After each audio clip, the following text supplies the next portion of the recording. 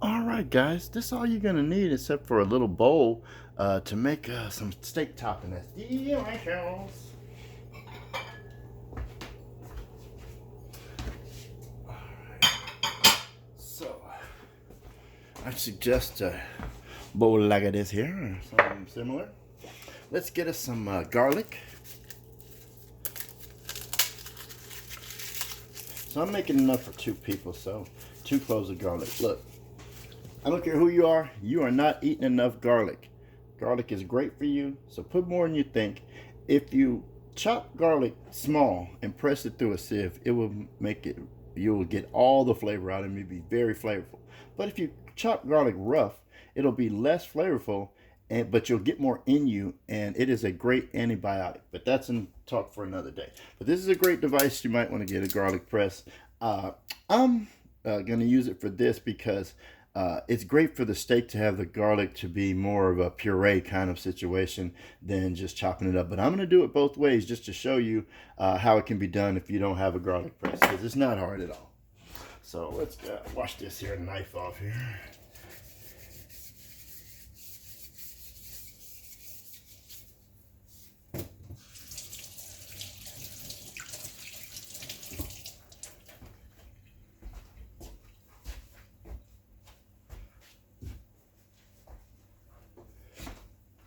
Okay, this is also something great. Garlic peeler. You can do this. There's all these devices are great, but you don't need all this stuff to cook with. I have all this stuff because my mother loved kitchen stuff, and I love kitchen stuff, and my sister loved kitchen stuff. So we got all the kitchen stuff. But don't feel like you have to buy all this stuff. I'll always show you how to use some cool gadget, but then I'll also show you the caveman way. Okay, so you got this.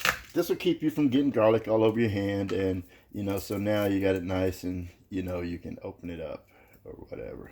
Yay! So that's cool. But this is actually the better way.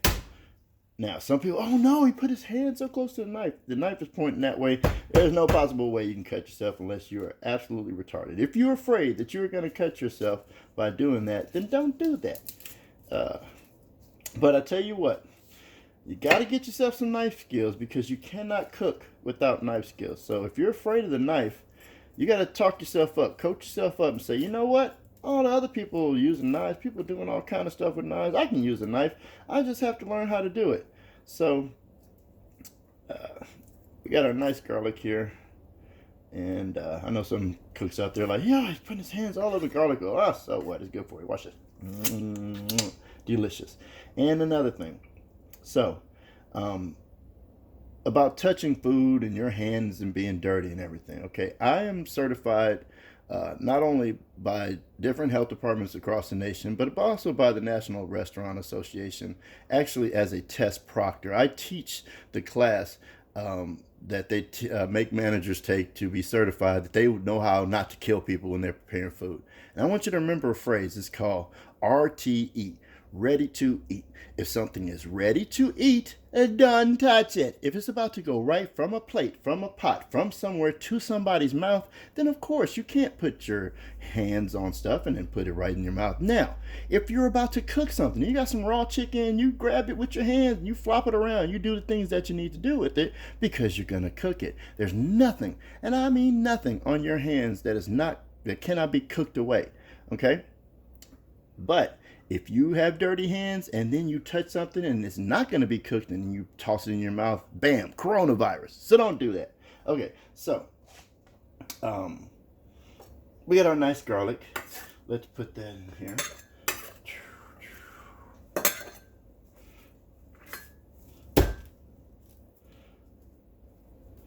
Okay, so if you're going to do it where you don't use the thing, you just give it a rough chop, right? Just give it a rough chop.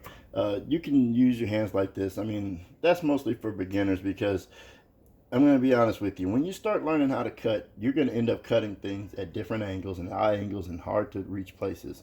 But that's more advanced. When you first start off, you can't cut something that's not extended, right? So as long as you keep the knife below this center knuckle and you keep those hands bent back, you can't cut your finger off, okay? So this knuckle is what guides the knife up and down. Keep it on the knuckle. Don't go too high. Don't ever go above the knuckle, and you won't cut yourself. So you can actually, you take these part and you grab whatever you're cutting, right? And so you grab it together, you keep your knuckles firm, and you just go for it. Oh boy. Oh yeah. All right, nice and rough chopped. Okay, so once you have a rough chop, you take your knife and do that with it, right? Now, you are wasting some of the good oils and stuff, but that's okay. It'll get on something else, because garlic oil is good for whatever you're cooking. And it's also good for your cutting board. All the oils are. But you can do it that way, or you can take a piece and toss it in there. And there you go.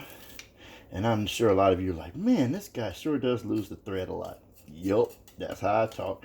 Because sometimes you never know when the right piece of information is supposed to come out. So whenever it pops in my head, I'm going to say it. And I'm only going to tell you the truth. And if you have a problem with that, don't ask me if your butt's big if you don't want to know if your butt's big. And also, if your butt is big, come see me because I like big butts and I can't lie. So we got that garlic in there. And you take your seasoning. Put that in there. You're going to use that seasoning to crush up your garlic. You just take a nice fork, any old fork, just crush it up. We're just crushing it up. Just crushing it up. Just crushing it up. Crushing it up. Now, this is my crushing fork. This isn't all the forks. So I have one fork that I've been out of shape and used as a tool. This isn't a fork I use for eating and stuff. But even if you wanted to, you could. Because all you gotta do is like that. Bend it right back in place. But so my mushing fork. Get yourself a mushing fork. Alright. So now it's getting mushed up. Duke's mayonnaise. This is real mayonnaise. I mean, no crappy mayonnaise sandwich spread and Miracle Whip, all that crap. Sandwich bread made with eggs. It can be made with olive oil. That's cool too. But Duke's mayonnaise is the best tasting you're going to find. I don't care what you say. I'll only tell you, I wish Duke was paying me. They are not. I'll only tell you to use stuff that I use that I like because I like it. And I ain't going to lie to you because what are we doing here if I'm doing all that? But hey, Duke, if you want to pay me, I will take the money.